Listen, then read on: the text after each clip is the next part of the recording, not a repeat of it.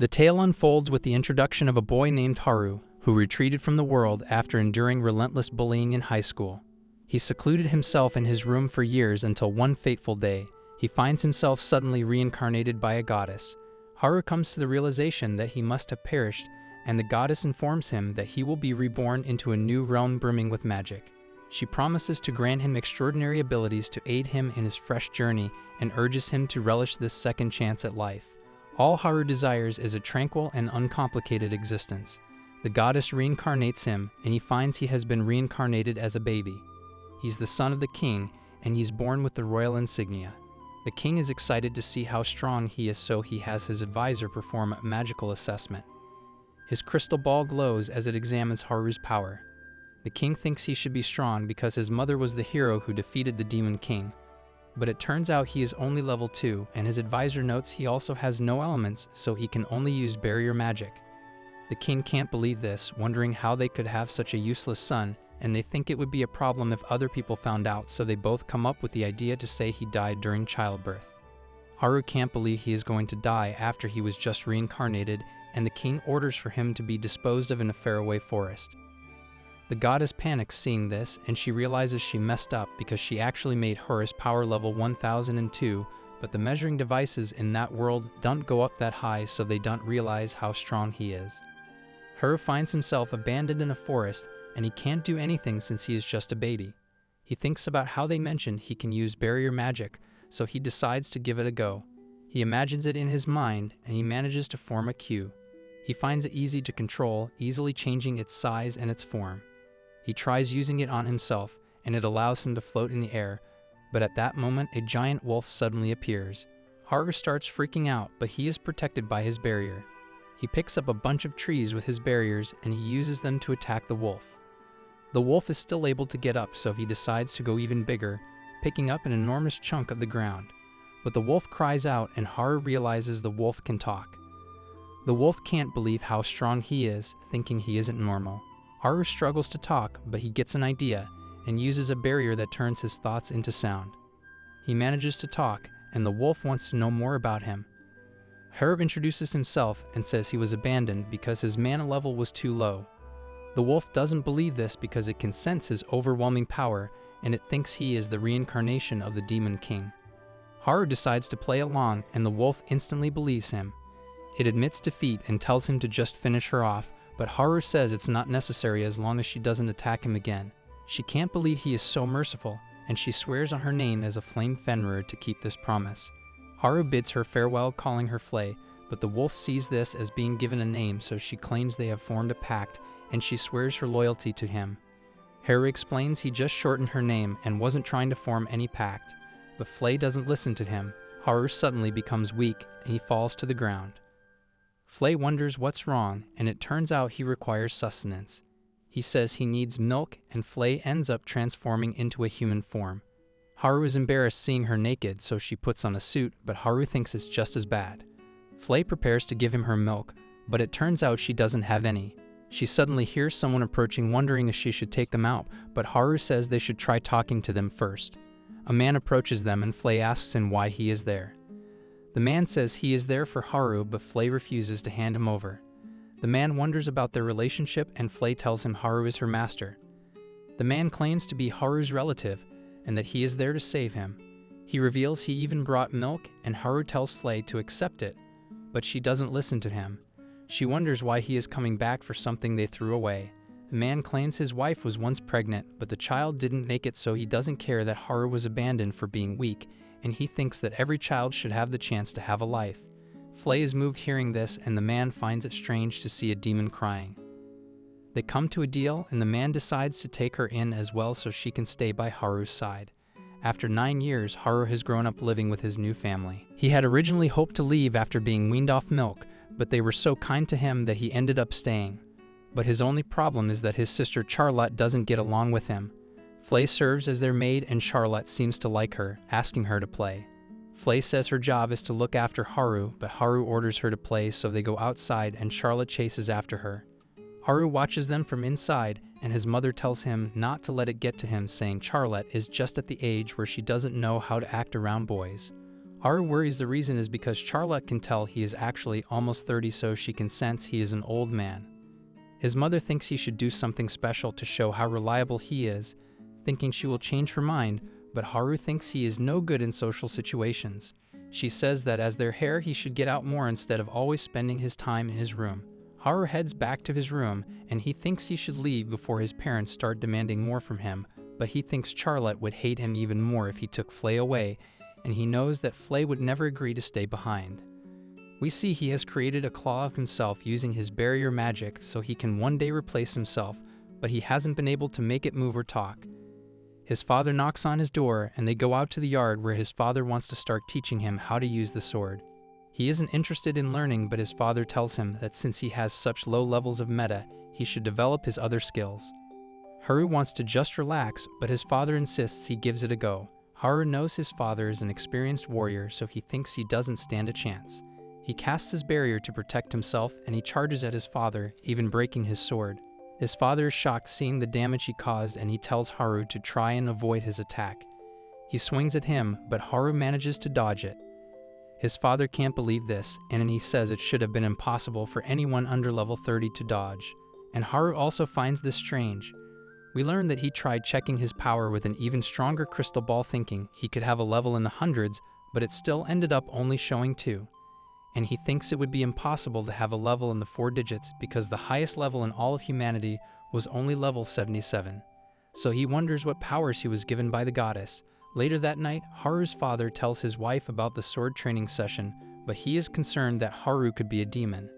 His wife is shocked hearing this, and he mentions that there are secret records where the royal family bred with demons, and there were some who were born with demonic traits. His wife thinks Haru looks just like a normal boy, but they consider why a demon such as Flay is so obedient to him. However, he assures his wife that Haru is still their son, and that he will have a happy life. But Charlotte is shocked hearing her brother could be a demon. We see Haru relaxing in his room when there is suddenly a commotion outside. He uses his barriers to see what's going on, and we see a bunch of injured soldiers. Haru asks his father about what happened, and his father mentions their lands have been getting attacked by thieves. They found the base of the thieves, but they ended up getting ambushed. His father thinks it's a harsh sight for him to witness, so he tells Haru to go back inside. Flay calls them useless for getting beaten by some thieves. But Haru gets pissed off, telling her to shut her mouth. As Haru walks past, he uses his barriers on the wounded, and he is able to instantly heal them all. The men can't believe it, and Haru's father wonders what's going on. At night, Haru wakes up and he sees Flay has been waiting for him. She doesn't dare to talk, and Haru realizes she is still following his previous order. He apologizes for losing his temper, and he allows her to speak again. They head outside, and Haru uses his barriers to look for the thieves that attacked his father. He is quickly able to find them and plans to wipe them out as he uses his barrier to fly to their location. But at that moment, we see Charlotte watching them as they leave. We see the thieves celebrating their victory while their boss discusses their plans to return to their homeland. Haru suddenly appears, and he instantly freezes them with his barriers. One of the men tries to talk back, but Haru instantly blows him away. The boss ends up confessing everything, revealing that they are actually soldiers from the neighboring empire. Their goal was to cause chaos in the kingdom, and they even reveal they had someone helping them on the inside. Haru wonders if there is someone after his father's life, but the men don't know anything else. The men ask to be spared, but Haru tells them they messed up by attacking his father.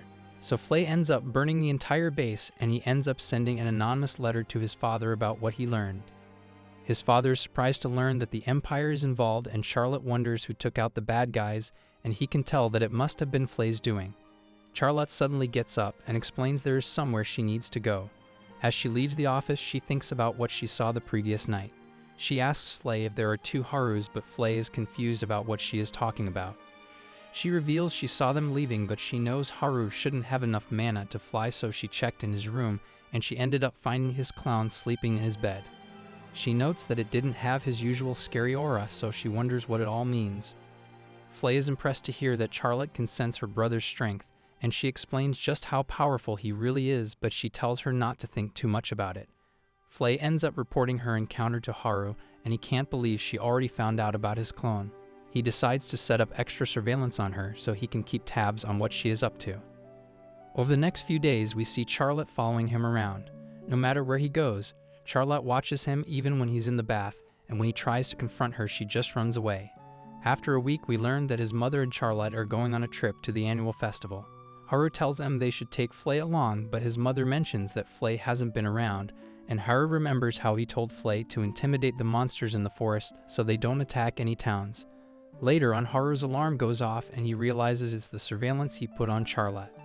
We see that their carriage was attacked by Imperial soldiers and Charlotte is carried away by her mother Natalia. The men chase after them, casting their magic, but Natalia manages to block it, but she gets hit in the leg.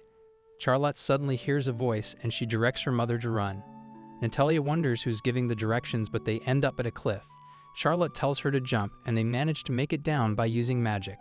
They end up finding a cave, but Natalia thinks it's too bright to be able to hide. Natalia decides to go out to find the person who is giving them directions, saying they must be a hero of justice. She tells Charlotte to stay quiet and she quickly heads off. As she leaves the cave, the entrance is hidden by some illusion magic, but at that moment the soldiers catch up to her. Natalia thinks she can't let herself get captured, so she prepares to take her own life. However, her blade suddenly shatters as Haru arrives just in time. He gets pissed off at the situation and he instantly blows all of the soldiers away. He calls out for Charlotte, telling her to take care of her mother, but she is terrified. Feeling his aura, she realizes it must be her brother, so she forces herself to see him. Haru is surprised to hear her calling his name, and she asks if he is a hero of justice. He is confused by the question, but he decides to play along. Charlotte gets excited, thinking he uses his powers to defeat bad guys, and Haru just agrees.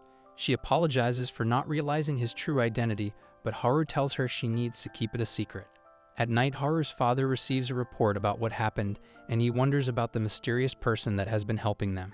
He asks Haru if he has any ideas, but he just says that the person should stay on their side as long as they behave. Charlotte and Natalia return, and Charlotte instantly hugs Haru.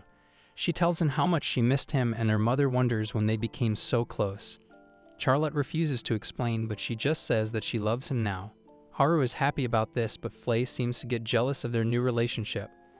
After that, Charlotte would barge into his room every day asking to play, and he now has trouble dealing with her because she likes him too much.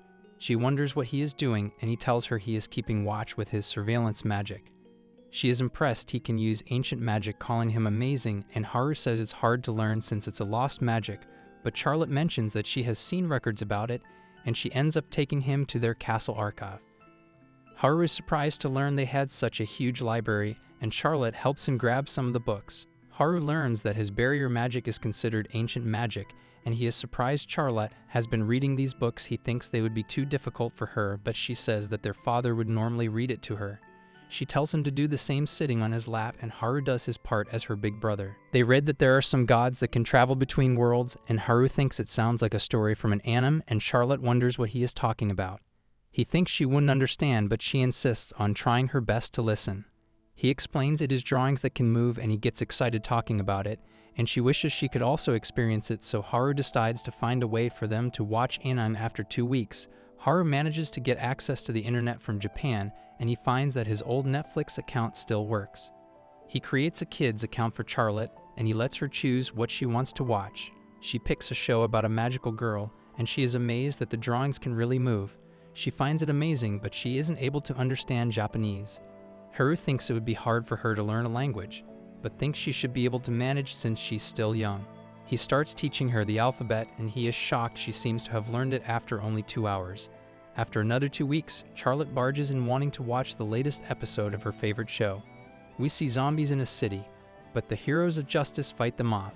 It seems she has mastered Japanese by just watching anime, and Haru wonders if she's a genius. He's glad she's having fun, but he thinks he needs to be a good example for her, so he tells her she can only watch for 3 hours a day. Charlotte is devastated, wondering why he would do this to her, but he claims it's for her own good. They have dinner together, and Charlotte seems to be nodding off. Their father wonders what Charlotte has been doing in his room, and Charlotte says they've been busy researching ancient magic, and their mother is happy to hear they're working together.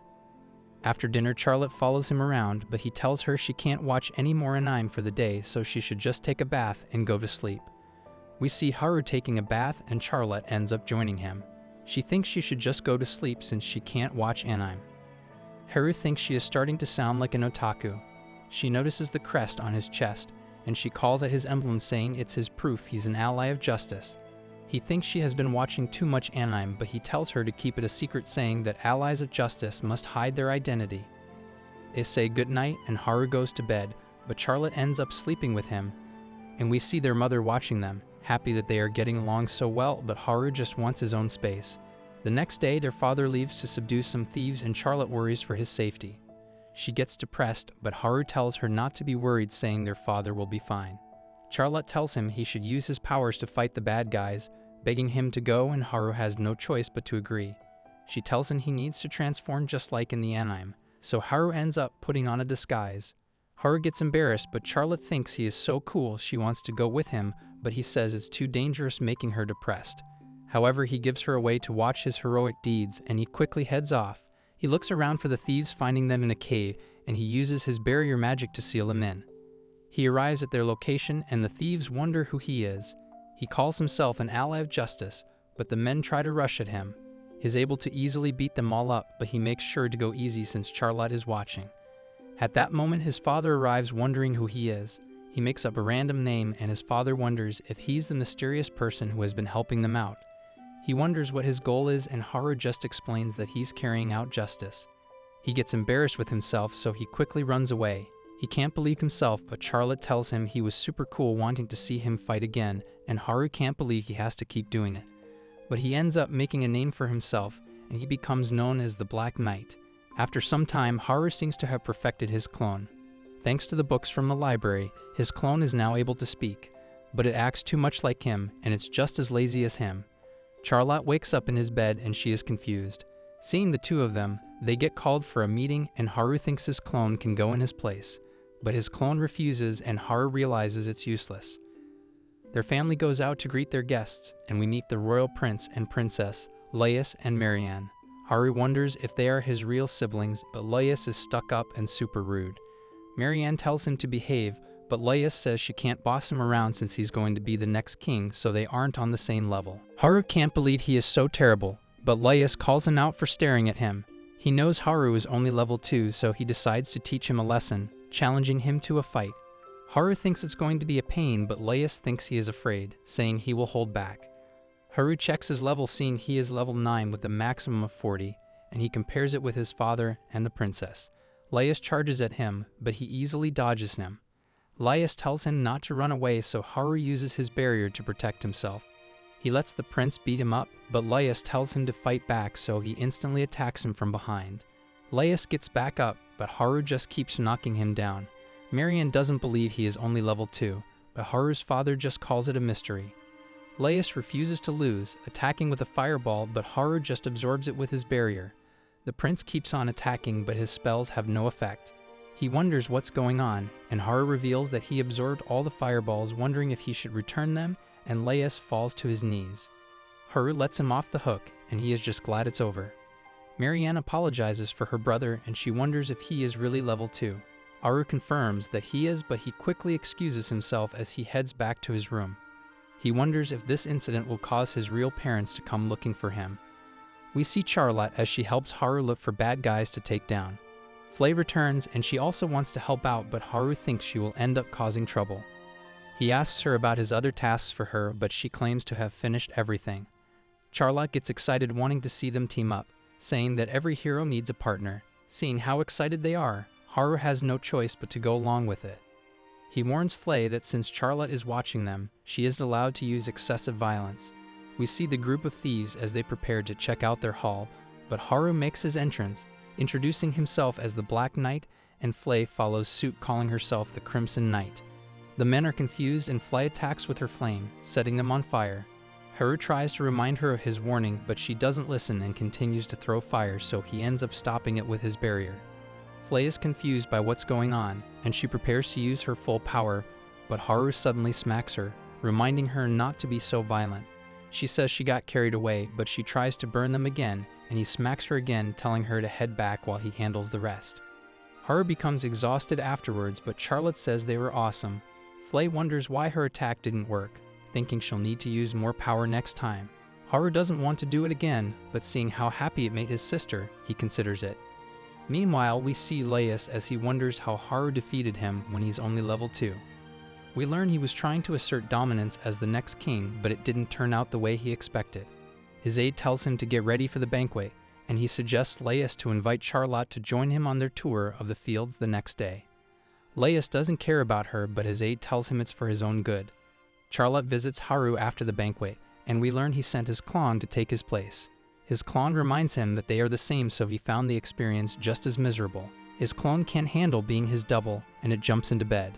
Charlotte worries for the clone, thinking it will have to go on the tour, but she notes she will also be going since Leah's invited her. Looking at how tired his clone is, Haru decides to be the one to go. Later at night, Haru decides to check the route for their tour to make sure that it's safe for Charlotte. He finds a suspicious group that looks like they are summoning something, so he decides to go check it out. He rocks up to them wondering what's going on, but the men are shocked to see him. They prepare their spells against him, but he easily takes them all out. One of the men activates the magic circle, summoning a bunch of skeletons. Haru finds them creepy, but he easily takes them down with his sword. However, they get right back up jumping onto him, but he easily blows them all away. They keep getting back up, but he notices a crystal on their chests. As the man orders them to attack, the skeletons suddenly turn around. They start attacking the men instead. The leader summons a huge golem, crushing the skeletons, and it even manages to break through Haru's barrier.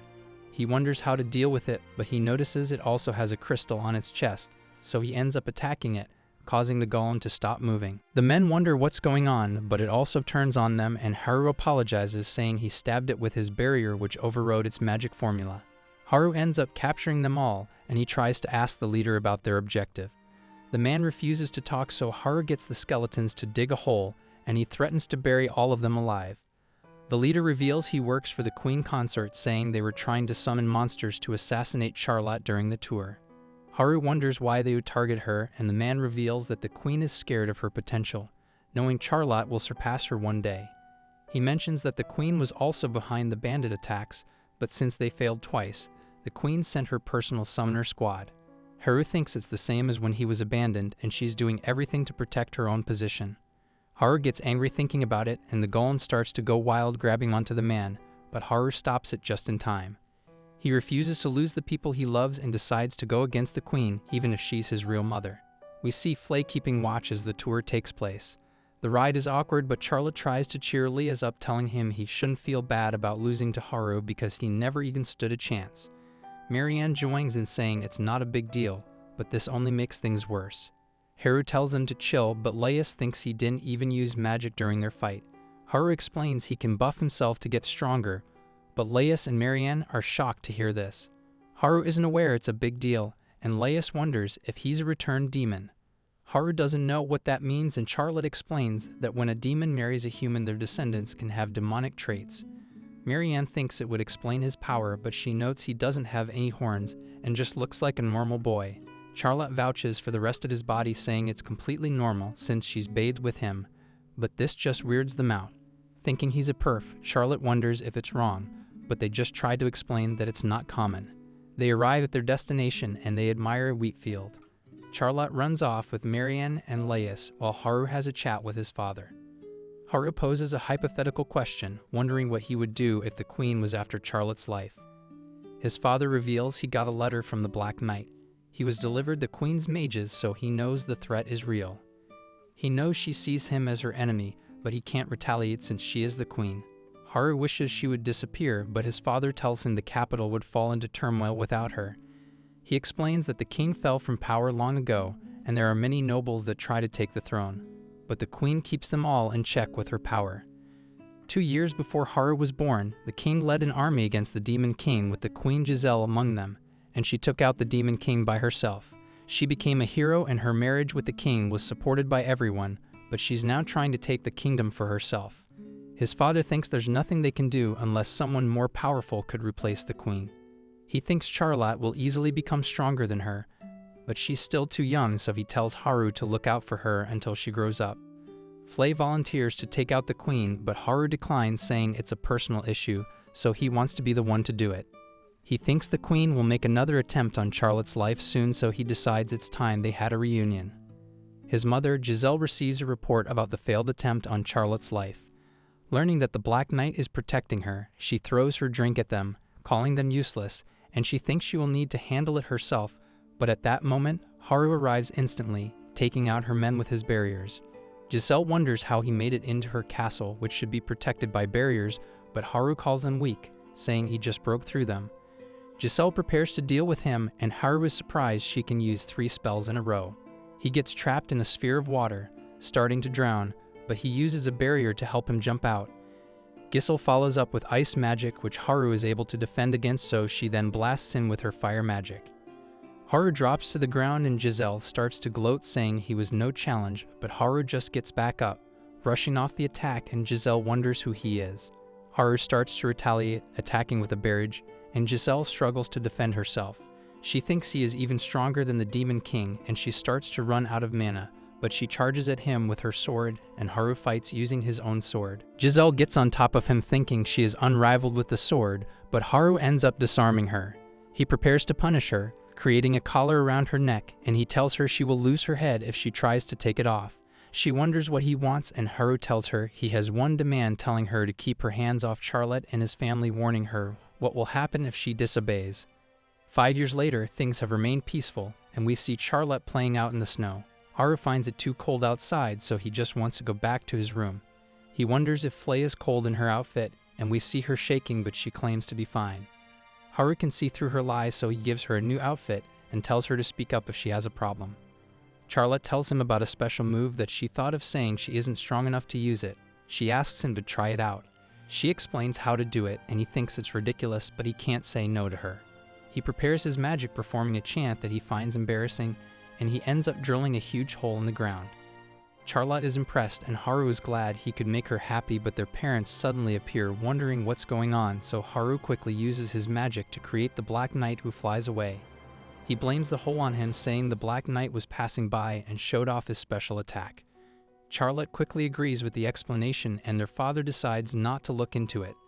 As Charlotte continues to play, Haru asks his father how things have been going.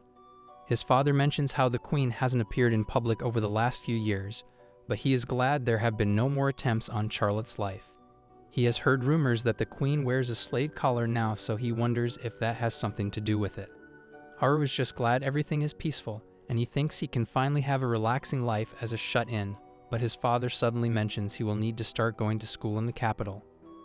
Haru is shocked hearing this, and his father says he tried to refuse, but it was beyond his control. Haru instantly refuses, remembering how bad school was in his past life, and he becomes determined to find a way to get out of it. We see them discussing it further back at the house. His father reveals it was a direct recommendation from the king. Haru wonders why he would do such a thing, and his father thinks he must have made an impression on Princess Marianne when she came to visit them. His father thinks it would also be a good opportunity for him to meet people and see more of the outside world. Haru doesn't want to cause trouble for him, so he agrees to go. His father mentions he should bring an attendant since he is going to the capital, but he says he can't take Flames since she would end up causing trouble, and his mother suddenly appears volunteering to go with him, but Haru refuses, saying nobody would be bringing their mother with them, and his father tells him he has 3 months to find someone. As Haru heads back to his room, he thinks of a way to get out of going. He explains the situation to his clone, but the clone also refuses, saying he also wants to be a shut-in. So Haru explains his plan, wanting his clone to get expelled from the academy for lack of ability, since it can't use any magic, and that way it won't cause any trouble for his father. His clone thinks he could do it himself, but Haru claims he might accidentally use his barrier magic if he is getting picked on. His claw doesn't want to get beaten up, so Haru promises to use his barrier on him to protect him, and his claw reluctantly agrees to the plan. We learn that over the last 5 years, Haru built a cabin somewhere far away where he can be a shut-in while his clone covers for him. He relaxes playing video games, but Charlotte still comes to visit so she can watch her favorite animes. She gets depressed, wanting to watch more because she can only visit with Flay since he is so far away, but Haru mentions he could use teleportation magic to help her. He shows it off, passing a ball to her through his barrier, and they are amazed that it works. He notes he hasn't tested it on a living creature. Flay suggests trying it out with his clone, so he opens up a door to his room. He tells his clone to come through, but his clone knows what's up. Refusing to risk his own life, he taunts Haru to try it himself, but Flay gets annoyed, and she jumps right through, grabbing the clone, and she throws him through. But after this test, they confirm that it works, so Haru installs a door for Charlotte to come and visit, but his clone heads back, just wanting to be left in peace. As Haru continues to relax, he suddenly remembers that he needs to find an attendant. He goes out for a walk, but he ends up at a village filled with skeletons, but they call him their boss, and it turns out they are the skeletons from 5 years ago when he defeated the Queen Summoners, the leader of the skeletons. Johnny welcomes him to the village. Haru notices that they are also other monsters, and Johnny explains that they took in strays who had nowhere to go, but he assures Haru that they are all well behaved.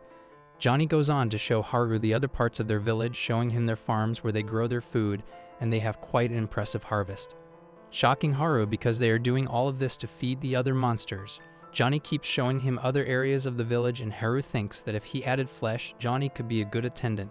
But as he continues to talk about the village, Haru realizes he talks too much, and thinks he would go crazy if he had to listen to him every day. Haru takes his leave, and he tries to relax by the river, but we see the golem from 5 years ago is also there. It turns out to be a girl, and she has a crush on him, giving him a flower. Haru considers choosing her as his attendant, thinking she has a nice personality, but in the end he thinks she is just too big. He returns to the cabin where Flay wonders what he was talking about when he mentioned an attendant. But he tells her it's not her business, which makes her depressed. The next day, Flay takes Charlotte to visit the village, and she is impressed her brother gave all the monsters a place to live. She decides to give the village a name, calling it Pandemonium, and Johnny thinks it's a great name. Meanwhile, in the distant frozen mountains see a group of adventurers hunting a blizzard dragon. They manage to injure it, causing it to fly away, but it ends up crashing down and it gets swept away by the snow. Haru learns about this incident from his father, who tells him that the dragon appeared near their borders and he worries it could enter their territory and go on a rampage, so he wants Flay to help investigate it. Flay says she only takes orders from Haru, but when Haru tells her to do it, she mentions that she doesn't know of any blizzard dragons, so she thinks it must be a coward that hid in the mountains while the demons were at war against humans, so she doesn't want to help someone like that. Haru asks for time to think about it, but when they leave the room they see Charlotte was eavesdropping, and she feels bad for the dragon asking Flay to help it, so Flay has no choice but to agree. They head into the mountains and Haru manages to find the dragon. The dragon is in bad shape and the adventurers have caught up to it, but Haru and Flay arrive just in time. Flay tries to burn them all with her fire, but Haru protects them just in time, leaving them on the ground. Haru tries to talk with the dragon, but it ignores him and asks Flay why a demon like her would serve a human. Flay explains her story for an hour and the dragon is surprised. Haru is the reincarnated demon king, but Haru can't believe Flay still remembers his story. The dragon apologizes for not helping out during the war, saying she doesn't like fighting, and explains that she has just spent the last 300 years living a quiet life in the mountains. Haru gets excited hearing this, thinking she lived the perfect lifestyle, and he wonders how she spent her days. She says she used to just sleep all day in a cave, but after meeting an adventurer who left a book behind, she would spend her time reading it over and over again. She eventually wanted to read other books, so she would transform into a human and sneak into a village where she could get books and take them back to her cave. But she was eventually discovered, and the adventurers ended up burning all of her books. Flay is brought to tears by the story, and she invites her to stay at the village. The dragon happily agrees, and she recognizes Haru as her master. She transforms into a human, and Haru quickly gives her some proper clothes. He removes his mask, introducing himself, and the girl doesn't have a name, so he decides to call her Lisa. She is happy to receive this name, but Flay suddenly interrupts, reminding her who's boss because she is Haru's first servant. Haru decides to head back, and Lisa is able to fly after him, making Flay jealous, and she tries to keep up with them. Haru introduces Liza to his family, and his father is surprised he dealt with her so quickly. Haru asks for her to be able to stay as one of their maids, and his father doesn't mind as long as she follows the rules. While Charlotte is excited to meet her, Flay teaches Lisa how to be a maid, showing how easily a broom can break and telling her to be careful. But Lisa manages to do a great job. They move on to washing dishes, and while Flay breaks every dish, Lisa flawlessly cleans her dishes. They try cooking next, and Flay uses her fire, but that just ends up burning everything, while Lisa learns from the other maids, and she is praised for learning so quickly, which makes Flay jealous. The family enjoys the food that Lisa made, and they all compliment her on how good it tastes, making Flay depressed. Natalia wonders what else Lisa can do, and she mentions she likes to read, which has helped her learn the fundamentals of magic. Natalia is impressed, and she suggests for her to be Charlotte's personal maid. The next day we see Lisa teaching Charlotte how to use magic. Charlotte struggles at first, but she manages to create a fire. Lisa also helps her with her studies, and they start doing everything together. Charlotte quickly improves. Haru is amazed seeing Lisa teaching and doing laundry at the same time. Haru feels bad seeing her do their chores, and Charlotte worries she has been an inconvenience, but Lisa says she has enjoyed serving her, and Charlotte asks her to also be her friend, which Lisa happily agrees to. Haru thinks about how Lisa is earnest and a quick learner, so he thinks she would make the perfect attendant for him. But he doesn't want to take her away from Charlotte after they just became friends. He thinks about it some more, and he realizes he could use his teleportation magic to allow Lisa to be in two places at once. The next day, we see Charlotte in the yard and Lisa flies by. Flay claims she can also fly, so Charlotte asks her to teach her, but when Flay demonstrates her flying, it turns out she is just jumping, but Charlotte finds her amazing. Natalia wonders what they are doing, but she thinks flying magic would be too dangerous for Charlotte, making her depressed. Charlotte is about to cry, so Flay rushes to Haru, but he was watching everything, and he instantly creates a plane for Charlotte to fly in. Back at the cabin, Haru decides to check their levels, and we see that Flay and Lisa are both fairly high level, but Haru is surprised when he sees Charlotte's max level is so high. Remembering how the Queen's level was only 40. He thinks Charlotte will hit max level in no time, but she disagrees, revealing that when she was a baby she made a fireball before she could even talk, so her mother ended up putting a seal on her. Charlotte wonders about Haru's level, and Flay thinks he must be over 100, but he refuses to show them since he knows he is only level 2. Later on, we see Charlotte becoming depressed because her favorite show has ended. Lisa tells her it's time to go back, but as they leave, Haru mentions he is starting school in the capital. Charlotte suddenly thinks of it as a terrifying place, and she tells Lisa to cancel her plans and summon her knights for an emergency meeting. We see her meeting with Flay, Johnny, and the Golem. They discuss Haru going to school, and Flay is shocked she didn't know about this. She thinks there's nothing Haru could learn at a school since he's the Demon King, but Johnny reminds her they promised not to reveal his secret. Charlotte is shocked hearing this, wondering why Haru has a secret she doesn't know, but Johnny comforts her saying she is Haru's favorite, so he will tell her in no time. They move on with the meeting, and Charlotte mentions a show she watched about a school, but when she asked Haru what a school is like, he calls it the most terrifying place on earth, so she wonders why he would willingly attend one. Based on the anime she watched, she comes up with a theory thinking there must be a secret student council pulling the strings and corrupting the other students. She thinks it must be part of an even bigger evil syndicate, and Haru must be trying to infiltrate and stop them. Flay and Johnny are instantly sold on this theory, so Charlotte thinks they need to start preparing so they can help him. Lisa suggests talking with Haru, but Charlotte says they shouldn't bother him with everything, saying they need to be able to think for themselves. Lisa ends up reporting everything to Haru, and he is glad he heard about it before anything happened. Lisa wonders if he's actually fighting against an evil syndicate, and he decides to play along, seeing it as his chance, and he asks for her help, telling her he will need her as his attendant when he goes to school. Lisa is surprised by the request, but she agrees, thinking about what's at stake, and Haru starts brainstorming ways to get himself kicked out of the school as soon as possible. Haru prepares to leave for the capital, and his father tells him to take care. We see Haru has used his magic to hide Lisa's horns and tail, but she is still getting used to it, while Flay begs to be brought along. Meanwhile, at the royal palace, we see Marianne as she brings news to Laius that Haru is on his way. We learn that Laius was the one who recommended Haru, but he claims he just wants to know how Haru is so strong. He knows Marianne also asked the king on Haru's behalf, making her embarrassed, and he teases her for being obsessed with Haru. They go on to talk about a cult that has recently appeared. It's disguised as a branch of the church, and they seem to be extremists that worship demons. Their influence has spread throughout the kingdom and has even infiltrated the academy. There are also rumors they are planning to overthrow the monarchy, and there are an increasing number of nobles joining their cause. Laius has heard rumors that his mother is behind it all, but he doesn't know what she's planning, thinking her behavior has become strange ever since she was given her collar 5 years ago. Everyone knows that the king and queen are no longer on good terms, so Laius thinks his mother must be trying to use the church to take over. He doesn't know what they can do. But Marianne gets the feeling that Haru will be the key to changing the situation, thinking that his powers would be enough to defeat an entire organization. At that moment, Giselle suddenly enters. We learn Marianne is just her stepdaughter, and she suddenly starts to choke her, thinking she's being looked down on because of her collar. Laius begs her to stop, and she drops Marianne, saying it was just a prank. She also knows about Haru coming to the capital, and she tells Laius to get along with him, but she actually wants him to find information about the Black Knight, and Laius can only agree. Back at Horace's cabin, we learn he set up a door near the capital so he can get there when the time comes. Charlotte reminds him he needs to go, and Flay begs him to reconsider. Haru leaves with Lisa, and they arrive in a forest near the capital. They are still a fair way away, and Lisa notices a carriage being chased by a bison. Lisa notes that the bison is usually a herbivore, so she thinks it must be hungry.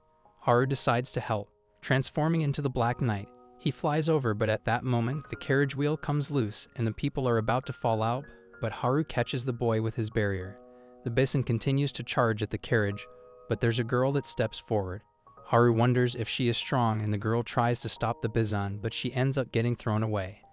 The bison prepares to charge at her again, but Haru stops it just in time. The girl thanks him for his help, introducing herself as Iris, but she is injured, so Haru instantly heals her with his barrier.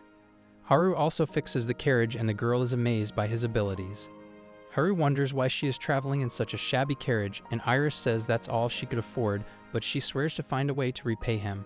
Haru ends up relocating the bison and even gives it some food. He and Lisa continue on their way, but Lisa notes that Iris gave her a strange feeling, but she can't put her finger on what it is. They manage to make it to the academy, and there's a huge line to get in. As Haru looks at the other people waiting, his anxiety kicks in, and he just wants to go home. He eventually gets in, and he is given a ton of paperwork to complete. When he makes it to his room, he is completely exhausted. He quickly makes a door and heads back to his cabin. Charlotte and Flay welcome him back, but he just wants to rest. He tells Flay to make him some food, but Charlotte suggests getting some food in the capital. Flay wants to cook for Haru, but Charlotte reminds her of their mission, and she ends up agreeing as well. Charlotte gives Flay a disguise so people don't find out she's a demon, but Haru thinks it's too obvious, so he uses his magic to make her ears and tail invisible. They head into the city, and they enjoy a meal at one of the restaurants. Charlotte then takes out a map of the capital, planning to investigate their surroundings, and she orders Lisa and Flay to survey the surroundings. Haru wonders what they are planning, but Charlotte says it's just a contingency.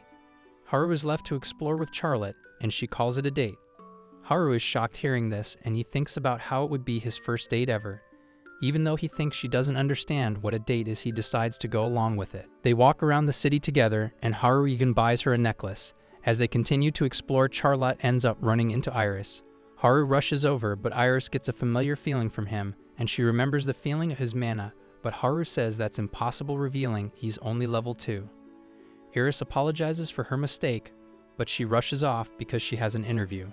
As Charlotte watches Iris leave, she also notes that she felt something strange from her. We learn Haru's clone has been covering for him at the academy, but the clone tells Haru there is a proficiency exam before the entrance ceremony, but he refuses to take it because he's been miserable being stuck at the academy. Haru thinks that if he does terribly, it could be the perfect chance to get kicked out. We see him sneaking around the academy trying to avoid any social interaction, but he's caught by a professor named Polko. The professor guides him inside, taking him to a lecture room, and Haru thinks about what it's like to start at a new school, but this just makes him depressed. Haru is determined to fail at all costs, and the professor gives him his test. He actually has no idea how to answer the questions, so he just puts down he has none clue. There's a section about barrier magic which he answers properly, thinking he can't make it too obvious he's trying to fail. There's also a section on ancient magic, and Haru remembers the books where he would read about it, accidentally answering the questions without thinking. The professor tells him he also needs to do a mana assessment, but Haru thinks there's no point since he's just going to be level 2. The professor says it's just their procedure. Haru thinks it will be a good chance to show how weak he is. Haru is taken to another room where he meets a tiny doctor named Tarita. She introduces herself as the ancient magic researcher at the school, and she tells him not to get ahead of himself just because he was recommended by the king, and she says she will send him home if he gets on her bad side, but this just makes Haru excited. Tarita looks over the answers from his test, and she finds them to be quite interesting. They move on to the mana assessment, and Haru expects to be level 2. There's a huge amount of energy, and the crystal ball ends up shattering. The professors are stunned, and Haru is shocked he broke it. He thinks Tarita must be mad at him, and he hopes to get sent home, but she just finds him incredible, thinking he must have so much power that the crystal couldn't handle it.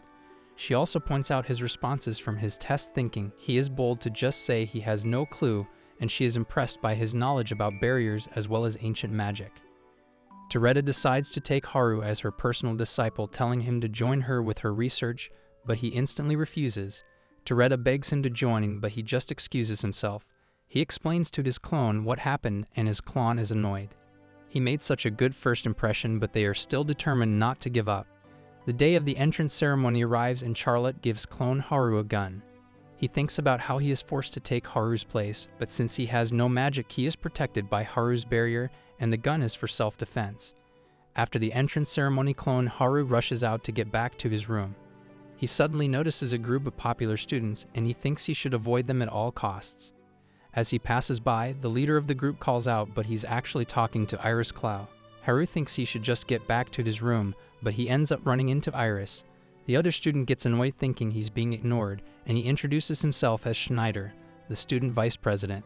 He calls them out for not paying their respects to him, but Iris claims she just joined the academy, so she didn't know that was a rule.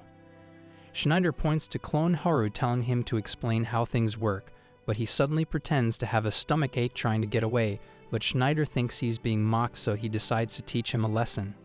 Clone Haru tries to run, but he ends up getting hit in the back. However, he gets right back up, and Schneider can't believe he's completely fine. Clone Haru quickly pretends to be in pain, but this just pisses Schneider off. Iris apologizes for getting Haru involved, but she doesn't understand why Schneider is so angry, and Clan Haru realizes Iris has even worse social skills than him and is completely unable to read the room. Schneider refuses to be made a fool of, and he prepares to attack with multiple spells. Haru is left with no choice, firing his gun and then quickly running away. Haru learns about everything that happened, and his clone also notes he is being chased around by Toretta. Haru sends him back home to rest, and he thinks about what he should do. He receives a duel request from Schneider's associate, and he tries to decline it, but the girl tells him it would bring dishonor to his family. Haru thinks it's a massive pain, and he wonders how he can get out of the duel without getting hurt. He continues to monitor the girl, but sees Iris following the girl onto her carriage.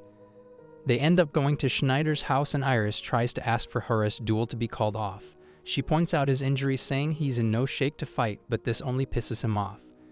Haru continues to watch, and Schneider tells Iris to know her place. Iris wonders what it will take for him to call the duel off, and Schneider tells her to strip and dance for him. Iris agrees to this, and she actually starts to do it, but Haru can't bear to watch, and everything goes dark. He appears as the Black Knight, telling Iris she's being dumb and telling her to go home. Schneider wonders what's going on, calling for help, but Haru mentions they are in another dimension. Schneider wonders who he is, and Haru calls himself a hero of justice, saying he's there to punish him. Schneider tries to attack him, but Haru suddenly pins his shoulder, causing him to fall in pain. Haru goes over his sins from picking on new students trying to punish him with a duel and telling Iris to dance for him. Haru tells him to reflect on his actions and tells him he's stuck with the pin in his shoulder until he has atoned for his sins. He mentions that the pin will only get tighter if he tries to remove it or use any magic, but Schneider tries to attack anyway, but this only causes him pain. Haru disappears, and everyone is returned to the room. Schneider's friend tries to heal him, but this only causes him pain, and Schneider swears to get his revenge. The next day, Haru attracts the attention of all the other students, and they wonder if he's really only level 2 because he defeated Schneider in a single hit. He manages to get away, but he gets mad thinking his plan to get expelled isn't going well. As he walks past some other students, he realizes rumors are starting to spread about him, and the girls even think he is cute. He starts running back to his room, but he's stopped by Toretta, and he instantly rejects her without listening to what she has to say. She insists for him to join her lab, but Haru just claims he forgot what they talked about, and he tries to leave. Toretta goes on to explain it to him again, saying that at the academy there are 2 courses that he must choose from. There's the night course, where students learn the practical use and application of magic, and it's designed for those who want to become knights and serve the country. The other is the Scar Dollar course, and Toretta explains he will get to just work in a lab and invent new ways to use magic. She thinks it would be perfect for him since he's interested in ancient magic, but Haru thinks he would just join a different lab. At that moment, Laius suddenly appears, rushing at him, but Haru easily restrains him, not recognizing who he is. But Marianne also appears, and he's surprised. Laius has gotten so much bigger. He wonders what they want from him. Laius tries to be friendly with him, but Haru just ignores him and talks to Marianne. She asks him if he has chosen a course yet, and she asks him to join the lab that she's in. Les also wants to be in Haru's class, but Toretta claims that Haru belongs to her. Laius gets into an argument with her, but he realizes who she is, and he warns Haru to avoid her, saying her research is useless and that she gets into trouble with the other professors. But Toretta claims he is just not smart enough to understand her research. The three wonder what Haru is going to pick, but Iris suddenly appears saying she has business with Haru. Haru doesn't know what she wants, but he sees it as his opportunity to get away, so he claims he made plans with her and quickly runs off. While Marianne gets jealous, wondering what relationship they have, Haru manages to get away and he asks Iris what she wants. She wonders if he's really the same person from the previous day, claiming he feels completely different.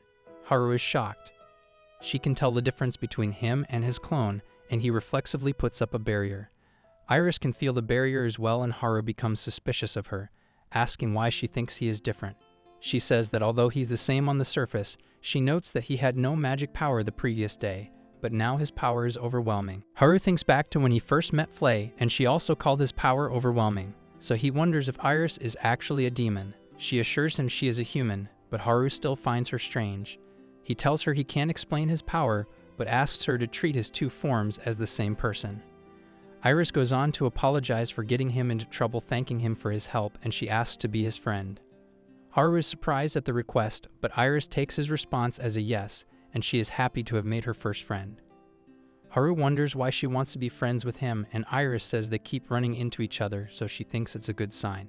Haru is surprised he is her first friend, wondering what kind of life she's had, so Iris tells him her story, saying she was abandoned after she was born. Haru wonders about the reason, and Iris thinks it was because she was able to talk right away.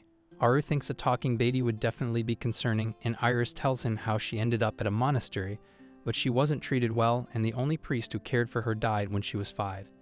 Since she lived in such an isolated place, she never got to interact with her surroundings, which is why she lacks common sense and social skills. But Haru tells her she chose the wrong person to become friends with, revealing he also has no friends, so she won't be able to learn common sense from him. However, Iris thinks this is the perfect chance, thinking they are similar, so she still wants to be his friend.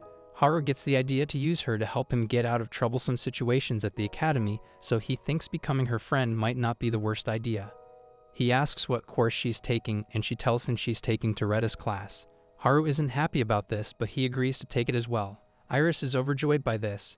Meanwhile, at the cabin, Charlotte has been depressed ever since Haru left, and Flay also wants to be by his side, but Charlotte suddenly senses something happening to him, so she decides to check up on him. Flay cries because she isn't allowed to go, but Lisa thinks she is earnest, and she's impressed with how well Flay has adapted to their situation. But Flay thanks her previous job working for the Demon King. Lisa asks what the Demon King was like, and Flay says he was kind, mentioning his dream was to find a way for demons and humans to live in peace. She remembers his final fight against the Queen, where he sacrificed his own life, but Flay thinks he did it to be reincarnated as a human so that he could create peace from the human side. But she can't believe that he would end up being reincarnated as the Queen's son. Haru claims he lost his memories after being reincarnated, but Flay notes that the Demon King would always shorten their names, and when Haru gave her the name Flay, she thought for sure that he must be the Demon King, and she even thought about calling him by his true name. Liza wonders about the Demon King's true name, so Flay reveals it, calling him Iris Vielia. Haru formally introduces himself, and Iris reveals her full name is also Iris Vielia. Haru thinks her name is too long, so he decides to just keep calling her Iris, making her laugh as she mentions how she also likes to shorten people's names. Haru prepares to leave, but Iris wonders if he has chosen his classes, suggesting they should do it together. Haru invites her back to his room, but he suddenly worries about people getting the wrong idea. When he enters his room, he finds Charlotte waiting for him, and she's shocked, thinking Iris is his girlfriend, but Haru says they are just friends. However, Charlotte thinks it won't be long until he has a ton of girlfriends, but she still wants to be his wife. Iris thinks they are weird, but Haru thinks that this just must be how kids grow up, and that Charlotte will find him gross in the future, so he decides to just go along with it. Haru introduces the two girls, and he starts filling out his class selection. We see he just makes his decisions by rolling a die. Iris is surprised by his methods, but Charlotte explains that no matter what classes he picks, Haru will be able to ace it, calling him an existence that transcends all common sense. Iris is amazed by this, but Haru tells her not to believe everything that Charlotte says. Haru gets bored filling it out, so he just tells Charlotte to help him choose whatever she thinks is suitable. She helps him finish it, and he doesn't even bother checking it.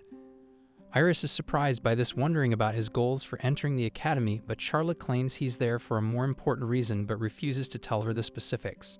Haru wonders why Charlotte came to visit, but she claims she has already accomplished her mission, so she prepares to head back. Haru thinks it would be bad to let Iris see the gate, so he quickly covers her eyes, and Iris wonders where his sister went, but he just tells her not to worry about it. 1 week later, we see Haru waking up back at the cabin, and he is depressed because his classes are finally about to begin.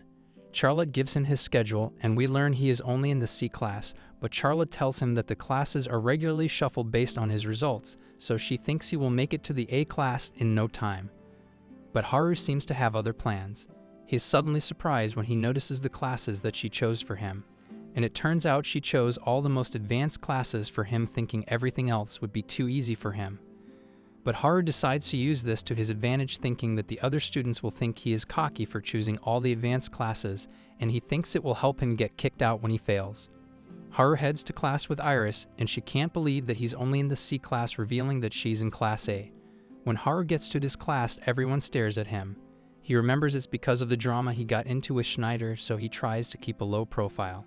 The teacher begins the class telling them that since they are in Class C, they are able to move up or down to other classes.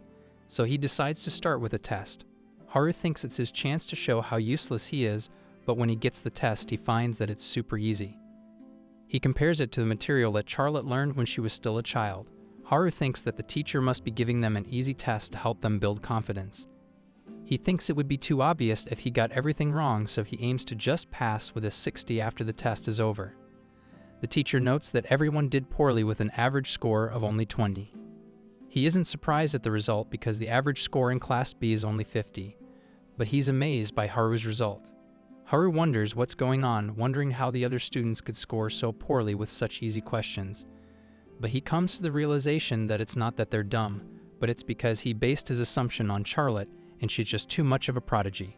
The teacher thinks he's amazing and tells him to move straight to the class.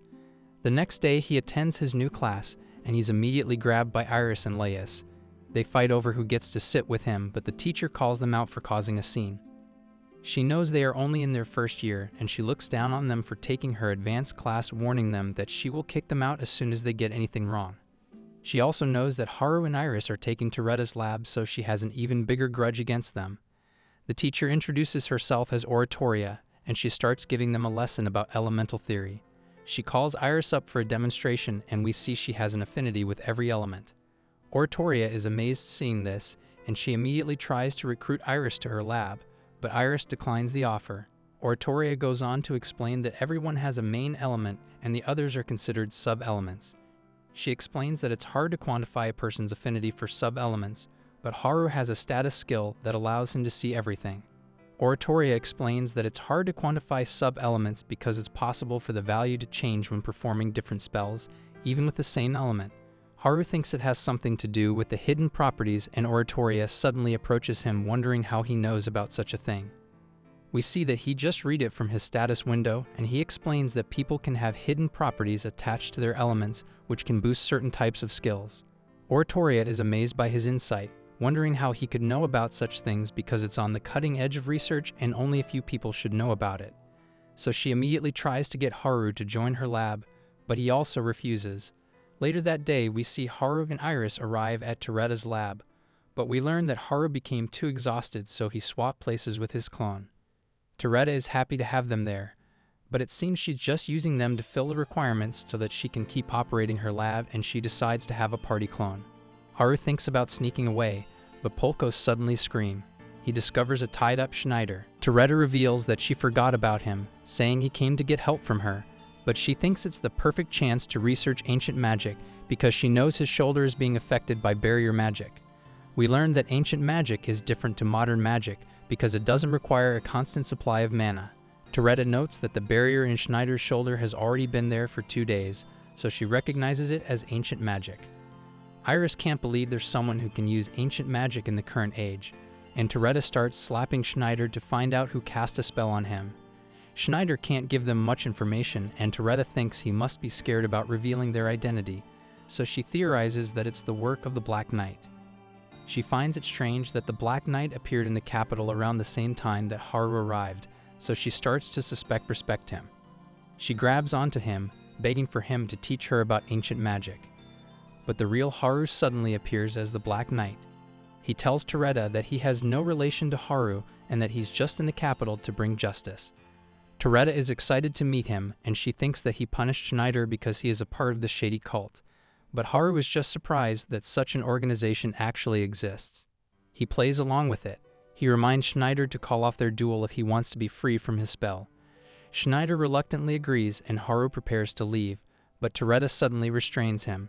She refuses to let him go without answering her questions, but he easily breaks free and traps her with his barrier instead. Polko tells her to apologize, but Toretta is just too interested by Haru's spell. However, she suddenly needs to pee, begging Haru to free her, and she promises to leave him alone. After this encounter, the group continues with their welcome party. Toretta gets them to drink and Iris ends up getting drunk. She tries to get Clan Haru to drink as well, pouring him a cup, but she ends up just drinking it herself. She then suddenly thanks him for being her friend and joining the lab with her, but she then just falls asleep. Toretta is also a bit drunk, and she wonders if he knows why Iris is interested in ancient magic. Haru has no idea, so Toretta explains that when Iris's magic was measured she had an affinity with all the elements, but her level was only at level 5. Toretta notes that although Iris is still growing, her level is unusually low for her age, and it's possible that it might not increase any further. So that's why she is interested in ancient magic, because the people from that time were said to be over level 100. So she hopes to discover something that can help her level up. Toretta ends up falling asleep as well, and Clone Haru decides to call it for the night. Meanwhile, we see Schneider in his mansion throwing a tantrum over having to withdraw from the duel. He thinks it will damage his reputation and he can't accept it. As the next future king, we learn that his father joined the cult in order to overthrow the monarchy and make Schneider the next king. He refuses to let Haru win, so he orders his assassin squad to kill Haru and his friends. But we see he is being watched. The assassins approach the lab and they know that everyone is asleep. We see that the assassins have brought over 20 elite men, so they are confident they will succeed. They immediately carry out the operation, rushing toward the lab, but it seems to be protected by a barrier. The assassins look around the whole building but find that it's completely protected. One of the men try attacking with a blade, but it has no effect at all.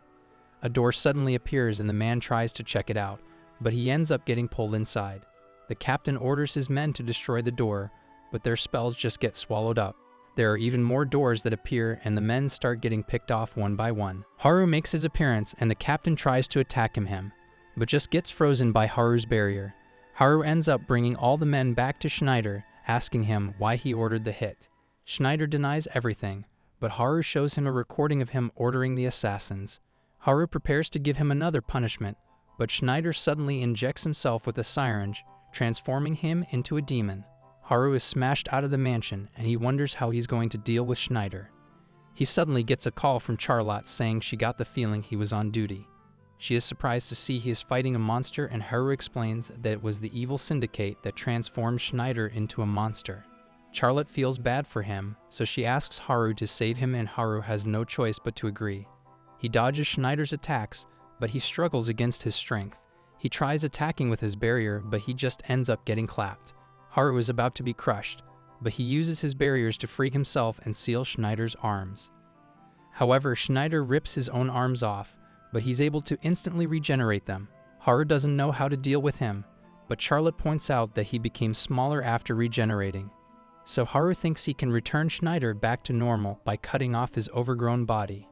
Haru uses a new technique and he creates thousands of swords in the sky. Charlotte is amazed to see his new skill, and Haru rains his blades down onto Schneider, cutting away his overgrown body. Schneider returns to his original form, and Haru tries to continue their conversation, but he just ends up running off. Clone Haru wakes up, and he thinks about how the party was kinda fun. Haru teases him for enjoying it, but the clown thinks that it's an improvement from their previous life, and Haru also agrees, thinking about the people that they've met. The next day, we see Flay and Lisa gathering information in the capital.